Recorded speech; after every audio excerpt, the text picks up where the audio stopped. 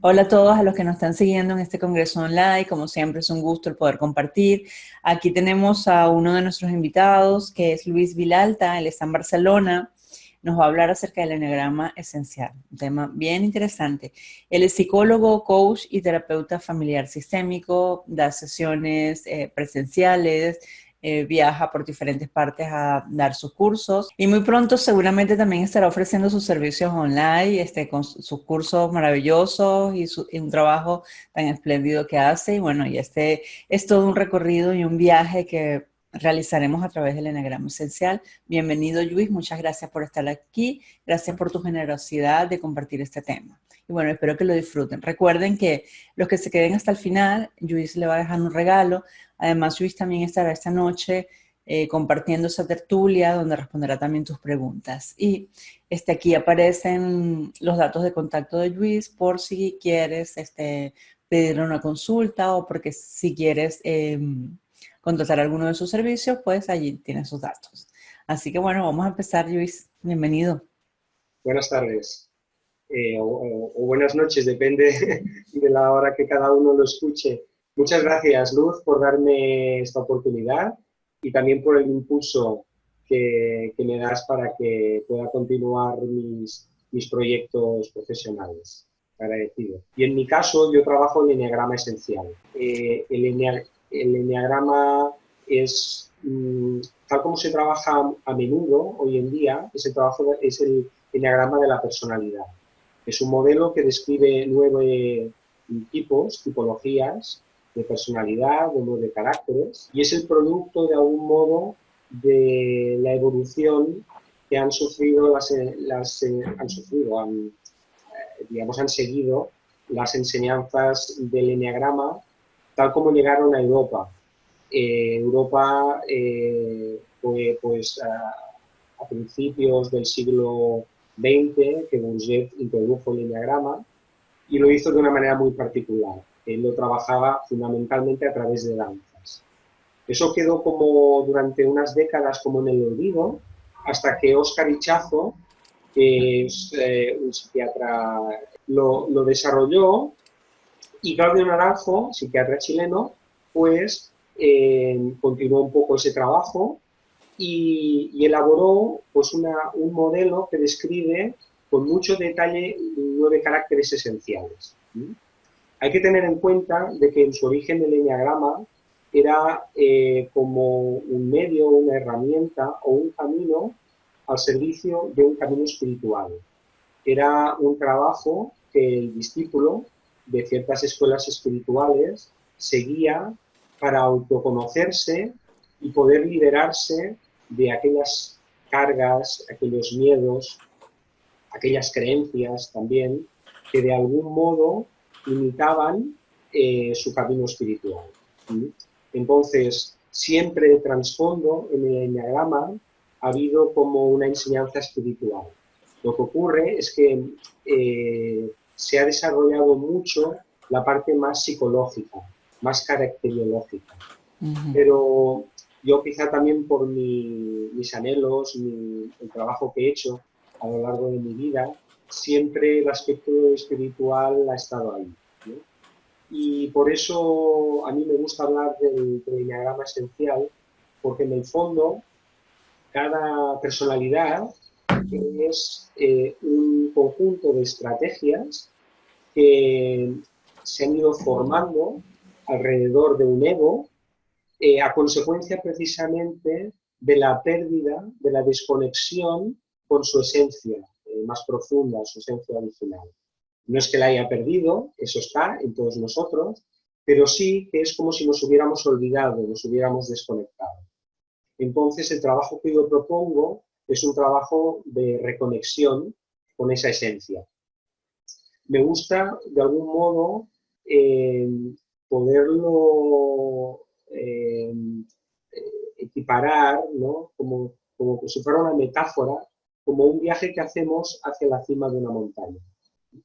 Entonces, al final, en esa cima nos vamos a encontrar todos, pero cada uno parte de un punto diferente de esa montaña. Entonces, para mí la vida es como un camino y nosotros podemos fijarnos un destino. Para mí el destino es precisamente esa reconexión con esa voz interna de nuestra esencia, de nuestra alma, que es la que nos dice, de algún modo, o nos impulsa, nos habla, para que elijamos un camino. Ahora bien, es muy importante saber de qué punto tú partes, para poder, de algún modo, trazar un camino que te lleve hasta tu destino. Luis, con respecto a esto que has dicho, me parece muy interesante, ¿no? Sobre todo esto del viaje iniciático. Yo creo que cada uno de nosotros está justamente haciendo eso a lo largo de la vida. Dime una cosa, este trabajo de Ichazu y, bueno, y que hizo posteriormente Claudio Naranjo, una pregunta, ¿tiene algo que ver con este trabajo pitagórico que sabes que se decía que Pitágoras tenía un club de iniciados que le enseñaba cierta y trabajaban con los números y todo eso también? ¿Tiene alguna relación o no? No, el eneagrama no es numerológico.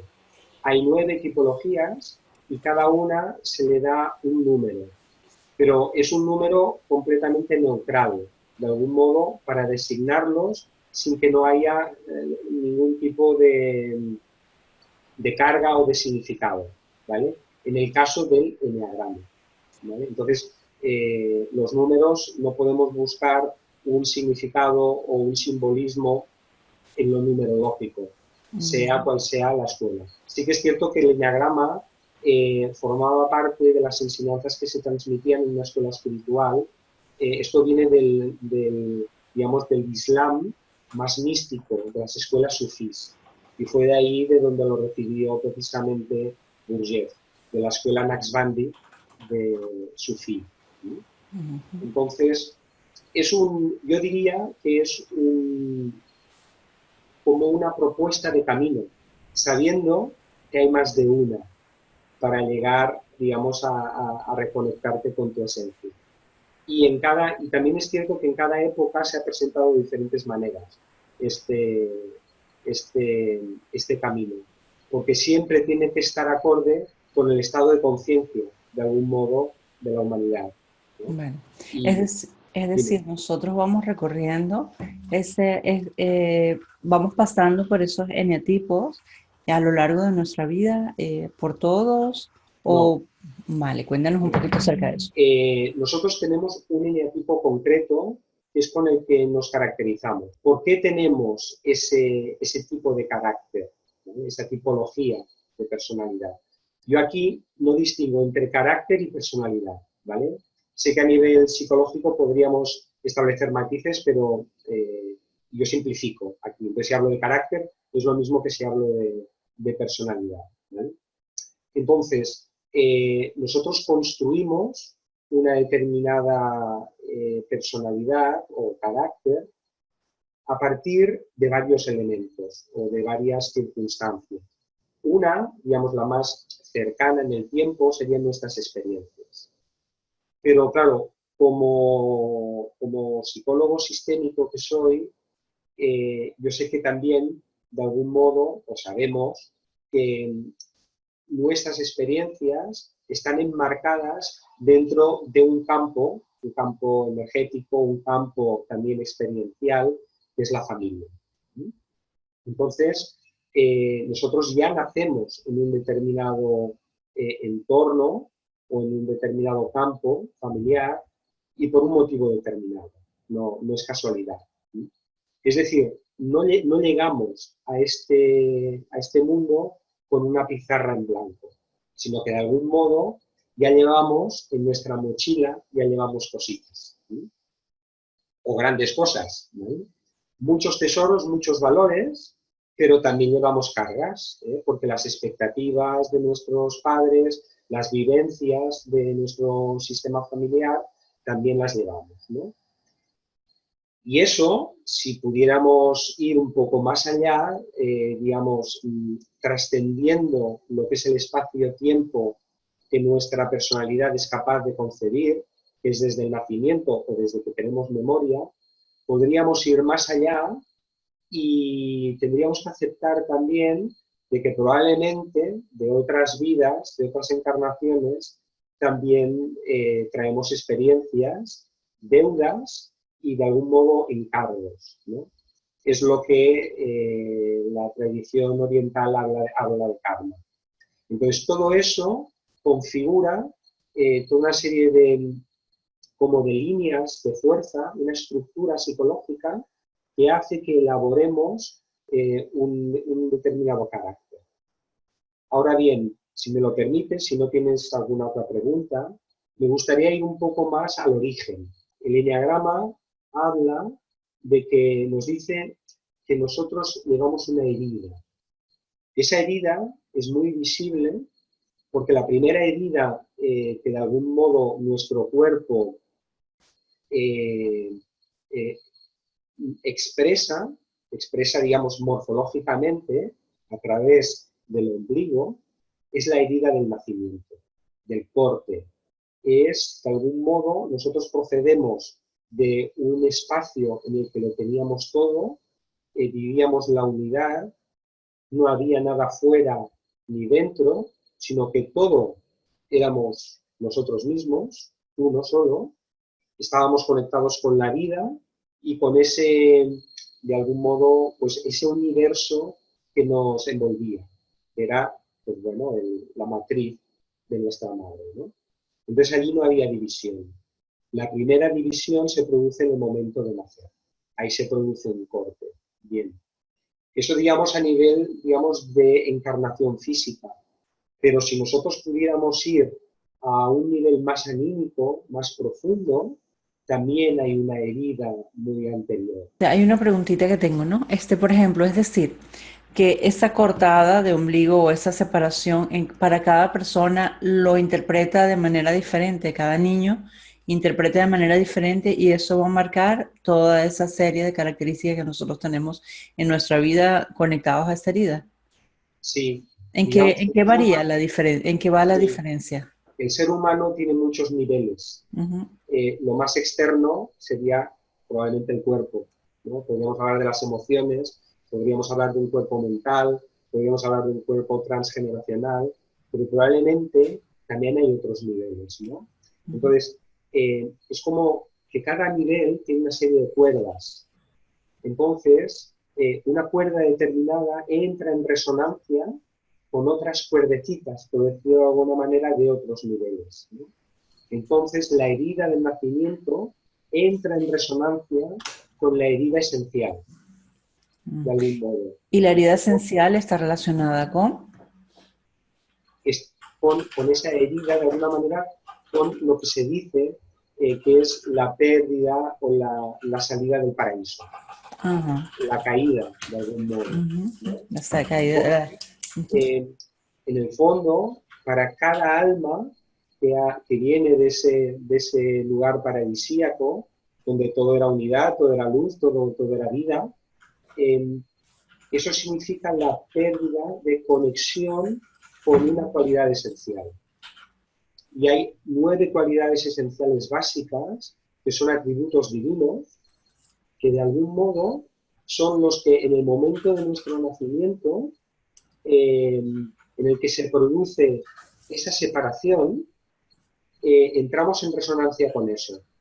Y de algún modo, nuestro camino para poder evolucionar como seres humanos implica volver de alguna manera a conectarnos con esa cualidad esencial. Toda pérdida, en cierto modo, o toda herida es una pérdida de confianza. En realidad el ser humano, si sintiera una confianza absoluta consigo mismo y con el universo, no tendría miedo de nada. El miedo, Claro, y cada una de esa herida te ayuda a desarrollar ciertas potencialidades, el traerla te ayuda a desarrollar ciertas potencialidades, ¿no es cierto? claro, por supuesto, en primer lugar es la pérdida de confianza debido a esa herida, nos exige elaborar toda una serie de estrategias para de algún modo compensar o evitar ese miedo fundamental que implica la pérdida de esa cualidad esencial. Por ejemplo, en el lineatipo 3, la cualidad esencial perdida es la verdad. Entonces, el trabajo que tiene que elaborar el 3 para conectarse con la verdad como arquetipo universal es la autenticidad. ¿Y qué hace el 3? De algún modo, como ha perdido la verdad, él se enmascara, imita, para, de algún modo, construir un ego que sea brillante y que sea admirable. El eneatipo de este jugador que es muy famoso, que me gusta Cristiano mucho, Ronaldo. Ronaldo. Uh-huh. Cristiano Ronaldo, sí señora. Sí. Es un 3 como la copa de un pino. Del libro, exactamente, sí.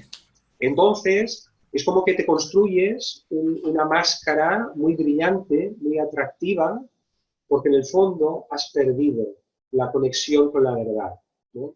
Entonces, lo que hacemos es construir como una coraza.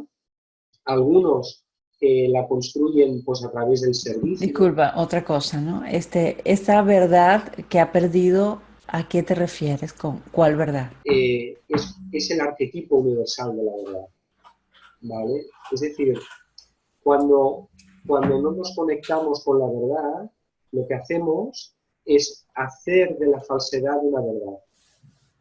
Y entonces nos construimos una coraza falsa, pero muy brillante. Porque en el fondo, el, eh, el temor del 3 es no ser visto. Entonces, para evitar eso, que es este temor fundamental, necesita ser visto, pero no de cualquier manera. Tiene que ser visto de una manera muy brillante. Entonces, elabora toda una serie de estrategias para volverse eficiente, máximamente eficiente. Y de esta manera causar una impresión muy buena en los demás y ser admirado. Entonces, construye su vida a partir del reflejo que ven los demás. ¿Sí? Y él necesita, de algún modo, que los demás le digan lo brillante que es. Porque él ha perdido la conexión con su brillo interno, por decirlo de algún modo, ¿no? Entonces, esto es en un eneatipo concreto, pero podríamos hablar. Depende, por ejemplo, de el reconocimiento de los demás. Claro, por eso la pasión, cada eneatipo está asociado con una pasión. Eso lo incorporó, una de las cosas que incorporó Oscar Ichazo, ¿no?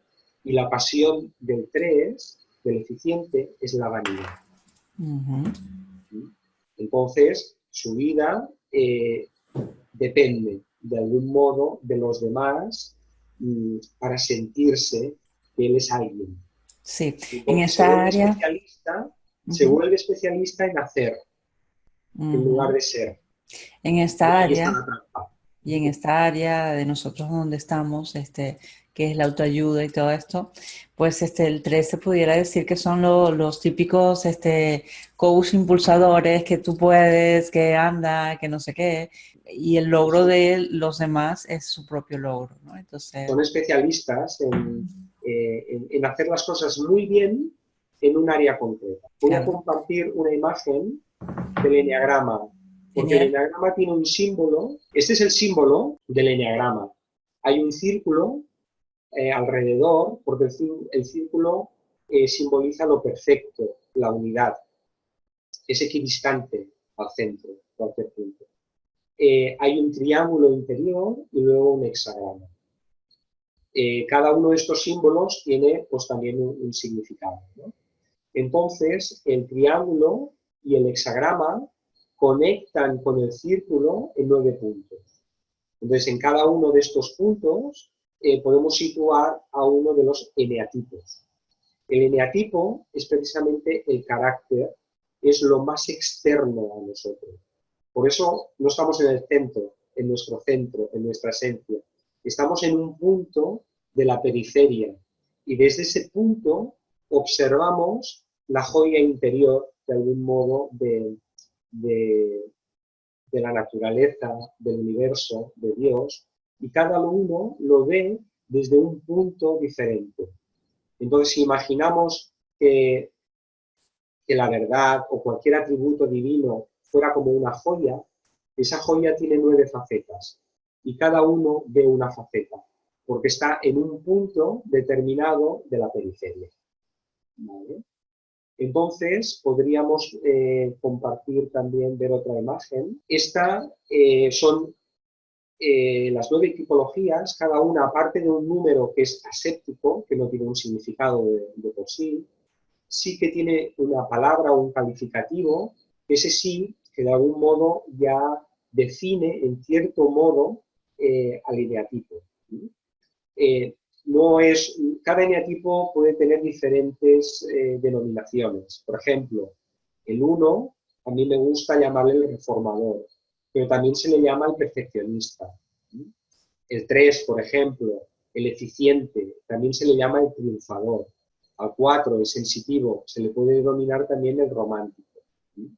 En algún momento, si te parece bien, me gustaría explicar un poco las características muy por encima de los 9 eneatipos, con un, Sí, bueno, de un modo un poco simbólico o metafórico, como una sí. especie de cuento que he ideado para poderlo explicar de una Genial, manera. me encanta, Luis. Hay una pregunta que tengo, Luis. Por Sí, ejemplo, aquí veo que están relacionados, por ejemplo, están como en vértice, por ejemplo, el 3, el 6, el 9 están formando un triángulo, el 8, el 2 y el 5, el 7, el 1 y el 4. ¿Tiene alguna significación esto? yo te soy sincero, en esto es algo que yo he estado pensando muchas veces y no he encontrado una explicación clara, ¿vale? La única explicación que encuentro es que esto funciona. Es decir, cada eneatipo está unido con 2 eneatipos. Por ejemplo, el 1 está unido con el 4 y con el 7. Se ve bien, ¿verdad? En la imagen. El Sí, sí, 9, se ve perfecto. Sí, por eso te lo dijo. Eso es lo sí, que te estoy diciendo, está exactamente. unido con el 6 y con el 3. Tengo otras imágenes que podemos verlo más claro. Vale. Este diagrama de Ajá. momento no nos aporta el tema que quiero explicar, lo de las uniones, ¿vale? Ujú, Este es el de las estrategias funcionales. ujú. Este, de algún modo, explica muy someramente cuál es lo que busca cada uno de estos eneatipos. Por ejemplo, he explicado un poquito lo del 3, ¿no? ¿Cuál sería la estrategia funcional del 3? El destacar. ¿Cuál sería la estrategia funcional del reformador o del perfeccionista, que es el 1? Ser perfecto. ¿Cuál sería la estrategia funcional, digamos la normal, del 9, que es el conciliador, es estar en paz? Cada uno tiene como una estructura psicológica que le lleva a buscar algo en esta vida, qué es lo que le hace sentir bien, qué es lo que le llena. ¿Y por qué le llena? Porque tiene un vacío que necesita ser llenado. Entonces, estas estrategias lo que hacen es llenar ese vacío debido a esa desconexión esencial que en algún momento de su historia, y cuando hablo de historia me refiero no solo a la historia de la personalidad, sino a la historia del alma, pues ha experimentado. Entonces, fíjate, en esta nueva imagen ya hablo de estrategias proactivas. Y si te fijas, de cada eneatipo surge una flecha. Por ejemplo, el 1 va hacia el 7. ¿Eso qué significa? Que el 1, que es especialista en organizarse la vida, es muy estructurado, muy cuadriculado, hasta el punto que si cae en neurótico puede llegar a ser obsesivo. Entonces, él no vive a partir de lo que quiere, sino vive a partir de lo que debe. Es decir, se llena su vida de responsabilidades. Con lo cual, se satura, no sabe delegar, y qué es lo que necesita para, de algún modo, utilizando un lenguaje de coaching, salir de su zona de confort. Es decir, de aquella zona en la que se siente cómodo a pesar de las incomodidades. Necesita aprender a disfrutar. ¿Y cuál es el eneatipo que realmente sabe disfrutar? El 7. Es el entusiasta, es el epicúreo.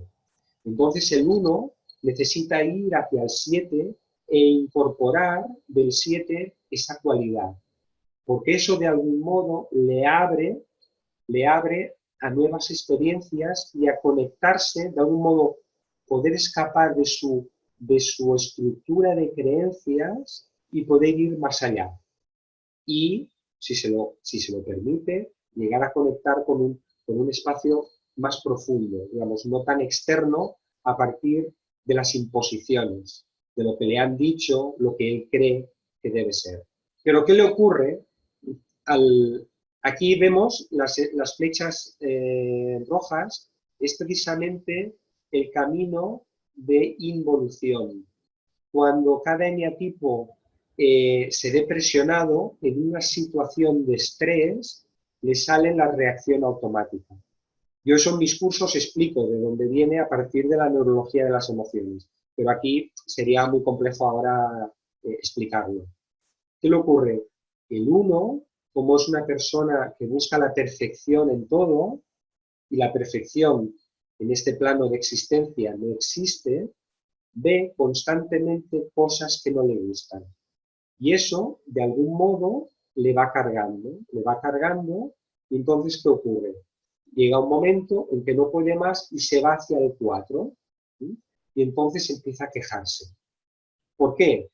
Porque el 4 es precisamente de los eneatipos, de los 9 eneatipos, aquel que más se lamenta, porque de algún modo está naturalmente conectado precisamente con aquello que no le gusta de sí mismo, ¿sí? Y fácilmente cae en el lamento, en la queja. Entonces, para el 1 le aparecen dos caminos posibles, ¿no? Uno es el camino proactivo, a través de la conciencia, de la decisión consciente, que le lleva hasta el 7, o bien, si se deja llevar por todos sus impulsos inconscientes, se va hacia el 4 y entonces empieza a quejarse. Si el 1 se da cuenta de esa dinámica, en un momento determinado puede elegir. ¿Qué prefiero? ¿Quejarme o realmente disfrutar de la vida? Porque claro, la apertura de corazón no es la misma. Cuando realmente vemos la vida como un lugar para disfrutar, como un laboratorio interesante, de algún modo, para descubrir cosas, para aprender, para crecer, que cuando lo vemos como una prisión en la que no estamos cómodos y, por tanto, lo único que podemos hacer desde nuestra impotencia es quejarnos, ¿no?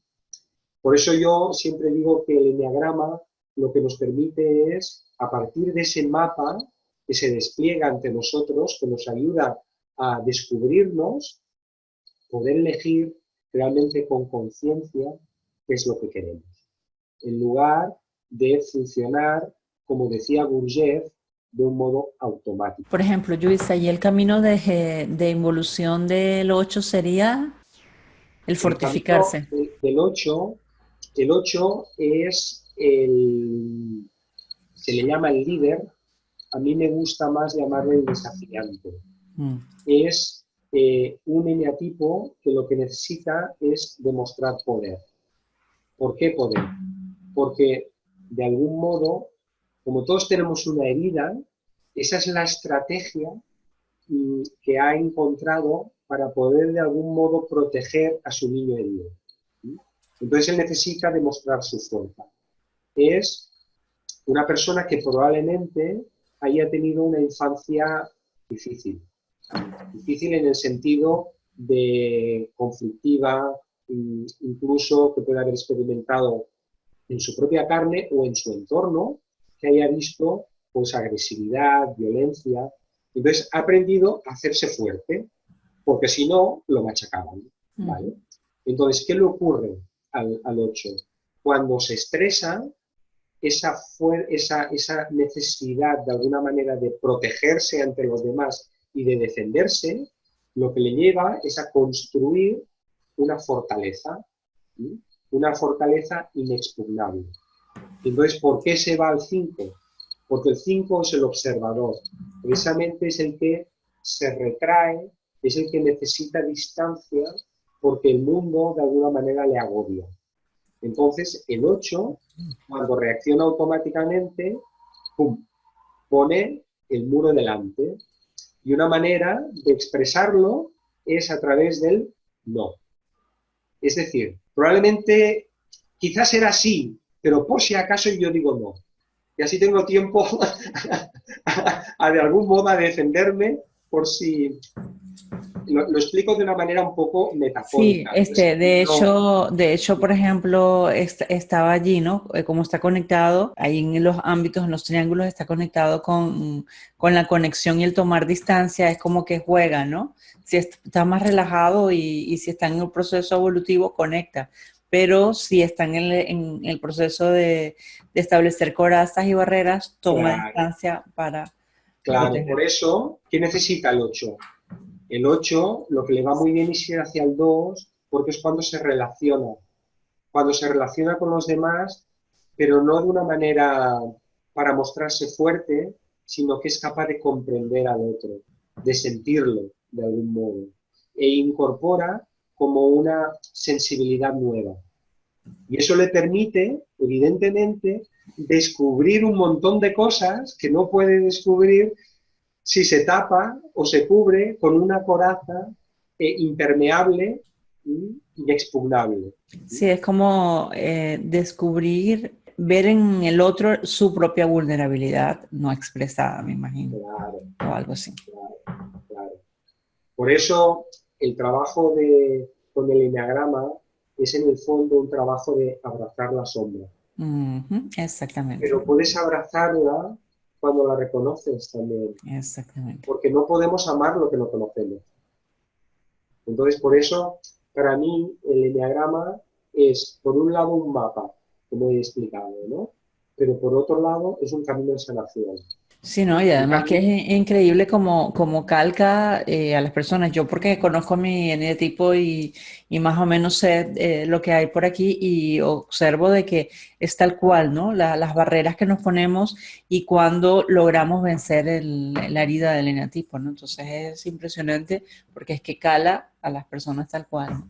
claro, Y es una herramienta poderosa para todo aquel, muchos de los que nos están viendo que son terapeutas, que obviamente a veces les cuesta ver qué pasa con las personas, pues este estudiarse, no solamente para el terapeuta en sí, sanar sus propias heridas, sino para acompañar también a otros. Y me imagino que tú como herramienta lo utilizarás para trabajar con tus clientes porque es muy poderosa para darse cuenta de dónde está y abrazar esa sombra, efectivamente.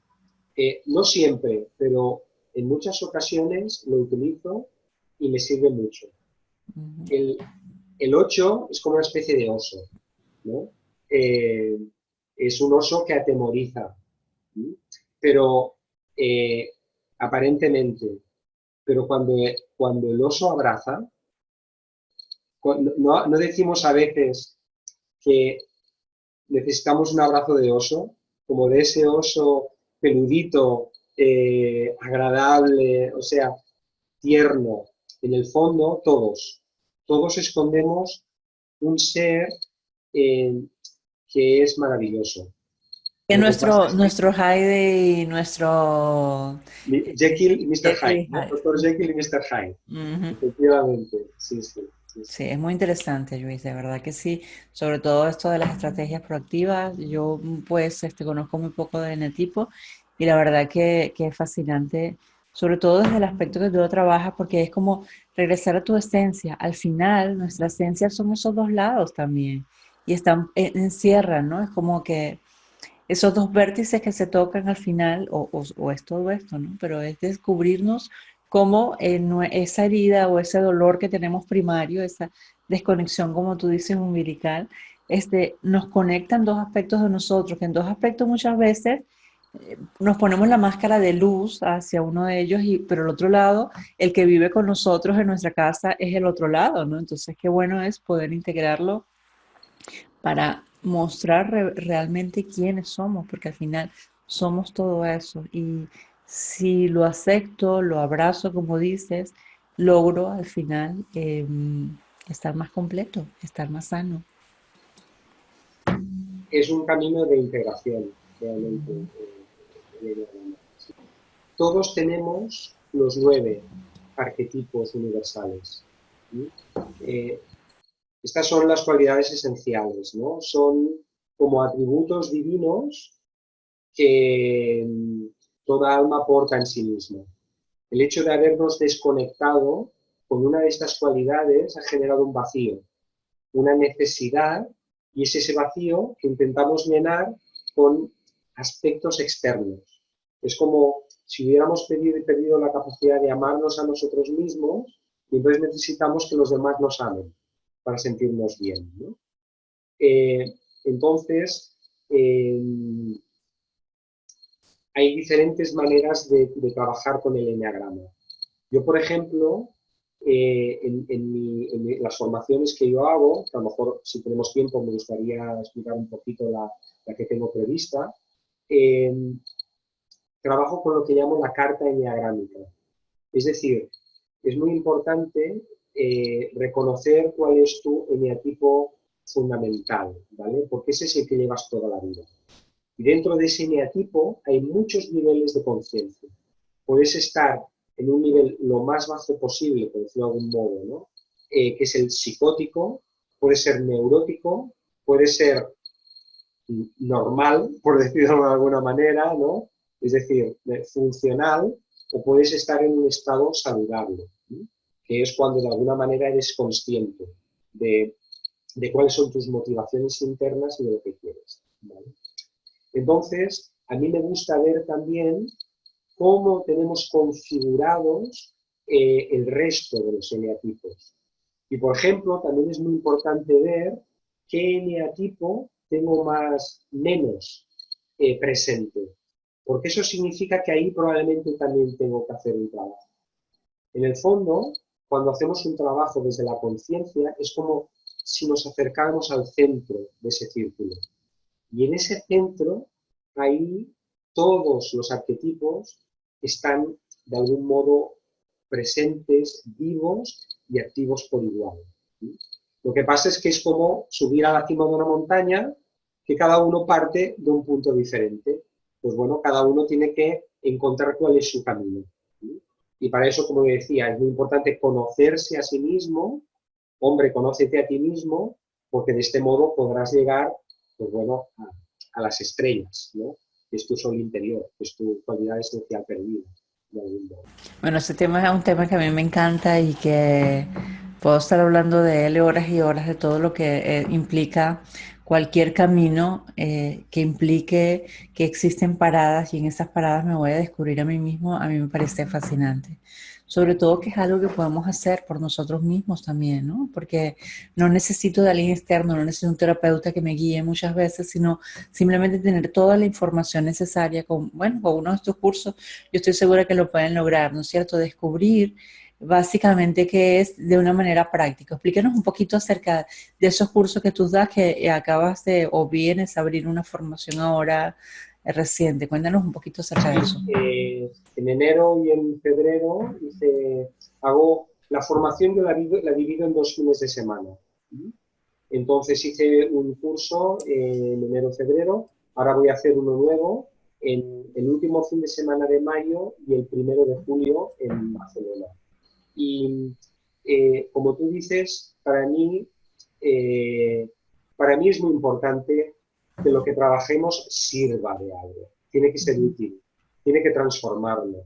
Es decir, está muy bien todo el eneagrama como teoría, pero eso no nos transforma si no lo aplicamos en nuestra vida. Entonces, yo en el curso lo que quiero es que realmente eso la gente lo aplique.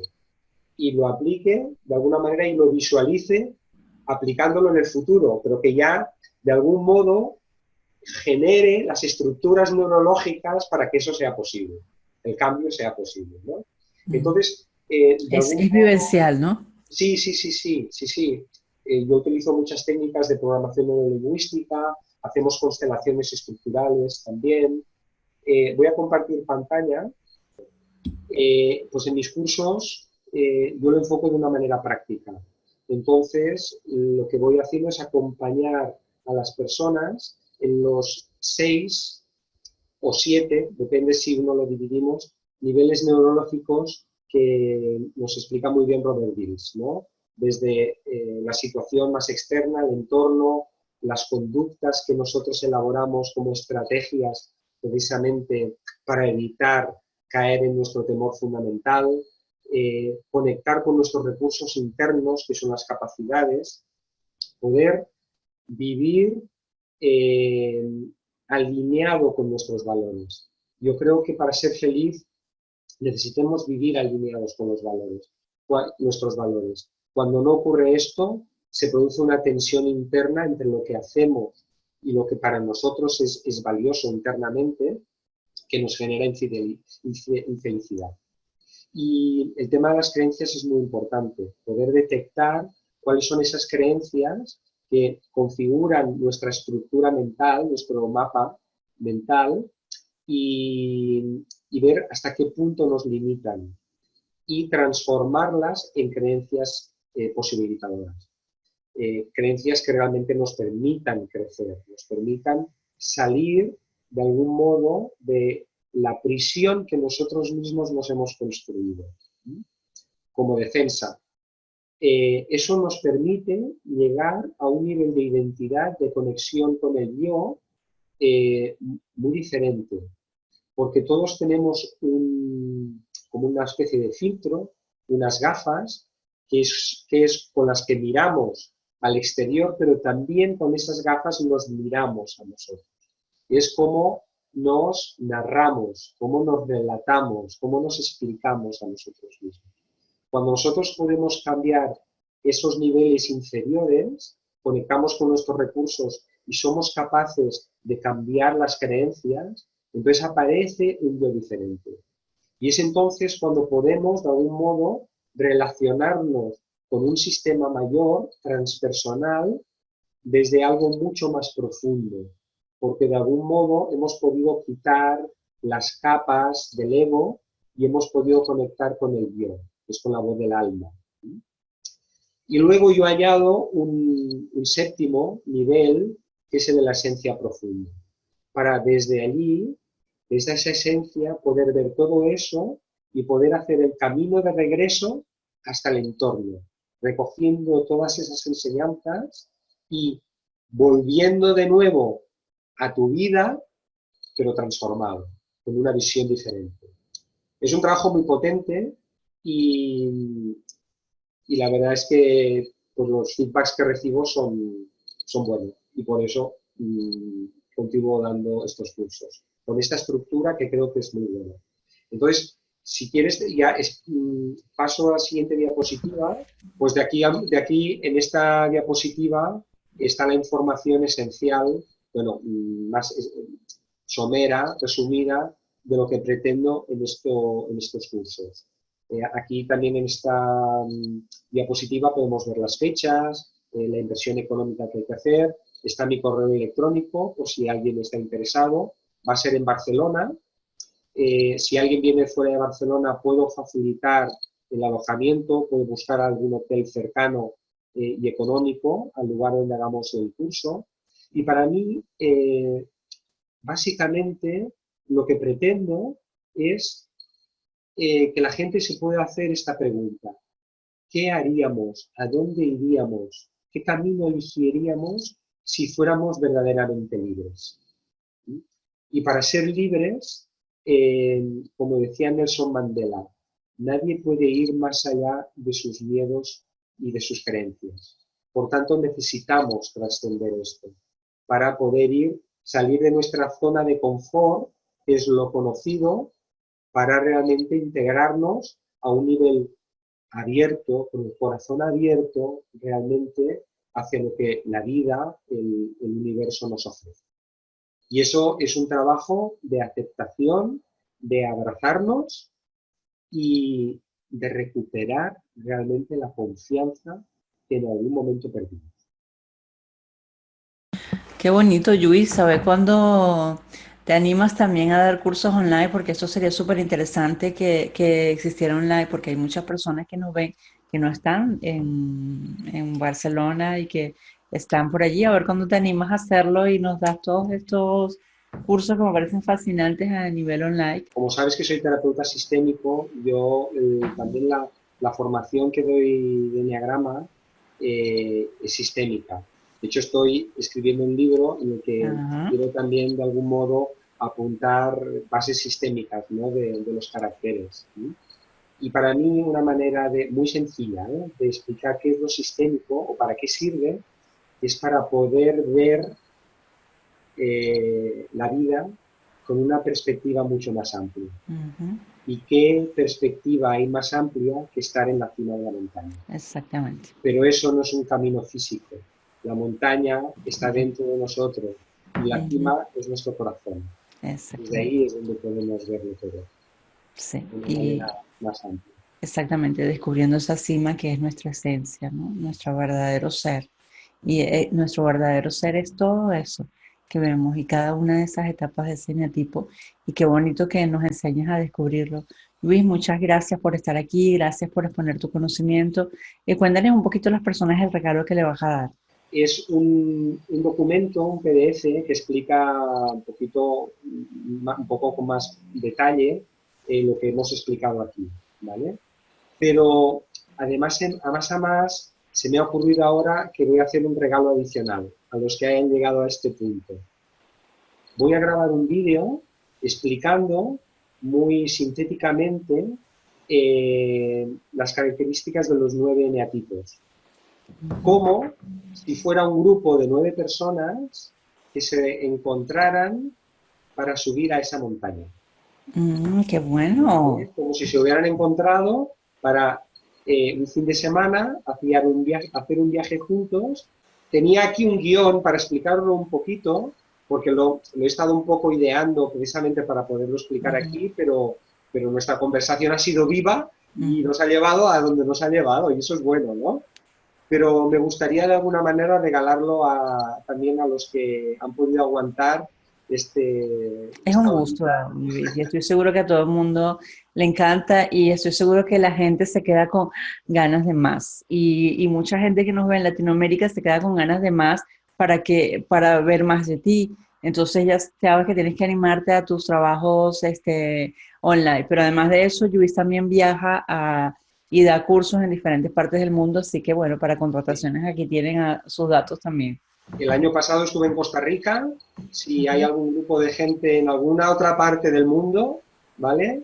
Que organice el curso, allí voy.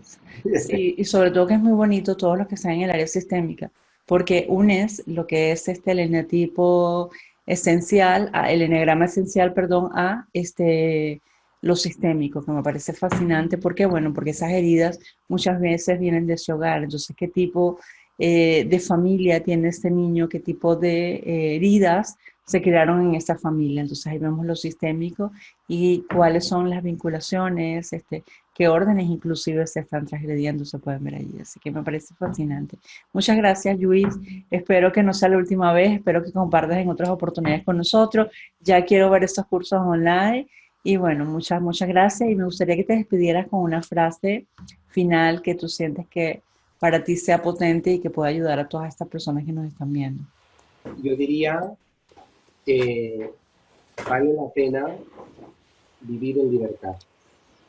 Vale la pena vivir en libertad. Vale la pena vivir en libertad. Eh, es una, es una sensación, una vivencia, un estado del ser que realmente te acerca a algo que para mí es la expresión de la máxima felicidad, que es la paz, que es cuando no te sientes esclavo ni dependiente de nada ni de nadie, ni tan solo de ti mismo. Mm. Ese es un trabajo que merece la pena vivirlo porque el resultado, eh, creo que esa libertad es cuando tú puedes conectarte con algo que llevamos dentro y que lleva eh, mucho tiempo pidiendo ser escuchado. Un placer compartir contigo y con todos los oyentes o espectadores de este vídeo. Y esta noche estaré disponible por si alguien quisiera hacer alguna pregunta. Vale, genial. Eso era lo que iba a decir, que esta noche tendremos a Luis, estaremos en tertulia transmitiendo por Facebook Live para aclarar todas las preguntas que puedan tener. Muchas gracias a todos y bueno, espero que sigan disfrutando. Gracias, Luis, y nos vemos en la próxima. Chao, chao.